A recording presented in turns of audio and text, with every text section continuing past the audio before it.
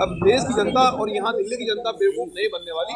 अब की बार क्योंकि भीम आर्मी जय भीम संगठन यहाँ दिल्ली में बहुत मजबूत है, अब की बार हम लोग यहाँ अपने बहुजन समाज को अब गटर में नहीं मरने देंगे, क्योंकि बहुजन समाज गटर में मरने के लिए पैदा नहीं हुआ है और वो रोज रोड पर या रोड पर लाठी खाने के लिए पैदा नहीं हुआ है। यहाँ यूनिवर्सिटियों में सभी आर्टिकल 15 बिल्कुल समाप्त कर दिया गया। यहाँ आरक्षित सीटों पर कोई भी एडमिशन नहीं हो पा रहा है। सभी यूनिवर्सिटियों में, सभी विद्यालयों में कई बार भीम आर्मी जय भीम संगठन ने दिल्ली यूनिवर्सिटी में बड़ा आंदोलन किया, तो कहीं शिक्षा के क्षेत्र में, कहीं नौकरियों में कहीं भी आरक्षण नहीं मिल पा रहा है। तो ये केजरीवाल सरकार केवल दलितों को, पिछड़ों को, अल्पसंख्यक आदिवासी वर्गों को, तो दिल्ली में 90% है, उनको केवल बेवकूफ बनाना चाहती है, कोई अधिकार की बात नहीं करना चाहती। एक सवाल और उठा रहे हैं आप लोग कि दलित मुसलमान वोट देता लेकिन राज्यसभा ये दूसरों को भेजते हैं। हाँ, ये सच है बात। ये बाबा साहब डॉक्टर अम्बेडकर नाम लेकर इनको से सरकार बनाई, बता रहे हैं कि हम जय भीम योजना चलाएंगे। जय भीम योजना में कितने लोग आपने विदेश पढ़ने के लिए भेजे, कितने विद्यालयों में, कितने कॉलेजों में आपने उनकी स्कॉलरशिप माफ करी। अभी हमारे पूर्व मंत्री राजेंद्र पाल जी ने बताया कि मैंने उनसे कई बार अपील करी कि कम से कम आप 30% अगर बजट का 30% अगर आप दलितों की शिक्षा पर खर्च कर देंगे तो दलित पढ़ेगा तो आगे बढ़ेगा। बाबा साहब डॉक्टर अम्बेडकर ने प्रथम नारा यही दिया था कि शिक्षित बनना, लेकिन केजरीवाल जी और देश की सरकारें जानती हैं कि इनकी शिक्षा को बंद कर दिया जाए, जिससे कि पढ़ नहीं पाएंगे तो बढ़ नहीं पाएंगे। इसलिए अब बहुजन समाज जाके हम पढ़ेंगे भी और बढ़ेंगे। जानते हैं कि केजरीवाल आरक्षण का विरोध करते थे, करते हैं, तो फिर दलित क्यों वोट देते हो? और दलित अब गुमराह कर रहे हैं ना बाबा साहब जी। आप देश में बड़े बहुजन नेता कहे जाते हैं, ये बताइए कि आप लोग चुनाव में क्यों दिखते हैं? देखिए, देश के अंदर कोई भी घटना ऐसी नहीं होगी जो दलितों में, पिछड़ों में, अल्पसंख्यक आदिवासी वर्गों में, पूरी इंडिया की बात मैं कर रहा हूँ, जिसमें मनजीत सिंह नोटियाल जाकर वहाँ न्याय नहीं दिलवाया मैंने। चाहे वो दिल्ली तुगलकाबाद का मामला हो, दिल्ली तुगलकाबाद में जब आंदोलन हुआ, सर मुझे 9 महीने जेल रखा गया राजद्रोह के मामले में। मेरा कसूर केवल इतना था कि मैंने गुरु रविदास जी, क्योंकि मैं गुरु रविदास धर्म से आता हूं और गुरु रविदास धर्म में पूरा पश्चिम उत्तर प्रदेश, पश्चिम भारत का लोग आस्था रखते हैं। केवल हमारा ये कसूर था, हमने ये कहा कि गुरु रविदास जी के घर को या गुरु रविदास जी के मंदिर को क्यों उठाया जा रहा है। मुझे 9 महीने जेल रखा तो सरकार, यहाँ की जनता नहीं बोली है, जवाब देंगे। जो रविदासी संत है या बौद्ध भिक्षु है, उनके लिए 18,000 रुपए नहीं दे रहे, लेकिन पुजारी और ग्रंथियों के लिए केजरीवाल दे रहे। अब वही तो कह रहे हैं, ये तो जातिवाद है ना। आप जो बौद्ध हैं, जिसके नाम से पूरा देश, हमारे देश के प्रधानमंत्री जी भी ये कहते हैं देश से बाहर जाकर कि भारत बुद्ध की धरती है, और बुद्ध के लिए तो आप कुछ कर ही नहीं रहे।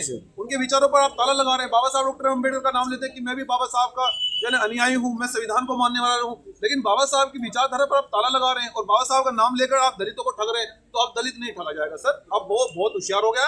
हमारा आंदोलन जमीन पर है, हम जन जन में जाकर उसको समझाएंगे कि अब ये सवाल मेरा वही है, जब केजरीवाल आरक्षण विरोधी हैं तो फिर आप लोगों ने जनता को क्यों नहीं समझाया? खासकर दलित समाज का बड़ा वोट बैंक है। अभी अब की बार आपको रिजल्ट देखने लायक मिलेगा। अब क्या आप रिजल्ट देखेंगे कि बहुजन समाज समझ गया है।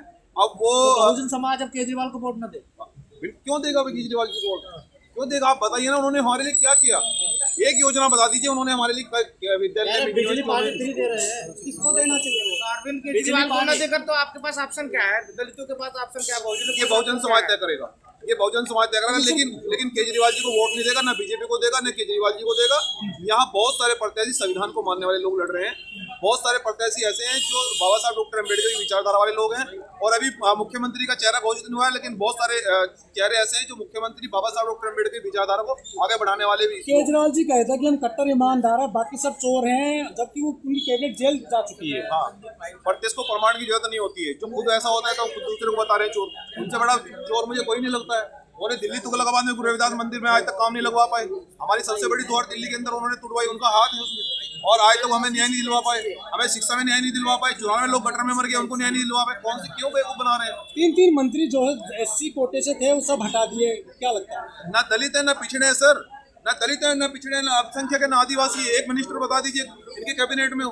तो ये जो बेवकूफ बना रहे हैं, हमारे वोटों पर राजनीति कर रहे हैं और हमारे विचारधाराओं पर, हमारी आजादी पर, हमारे अधिकारों पर ताला लगा रहे हैं। एक तरफ वो कहते हैं कि भगत सिंह को मानते हैं, बाबा साहब को मानते हैं, तस्वीर लगवाते हैं ऑफिसों में, दूसरी तरफ कह रहे हैं कि नोटों पर लक्ष्मी की गणेश की फोटो लगवाएंगे। शहीद भगत सिंह जी ने ये कहा था कि आजादी का मतलब ये नहीं है कि केवल देश पूंजीपतियों के हाथों में सौंप दिया जाए।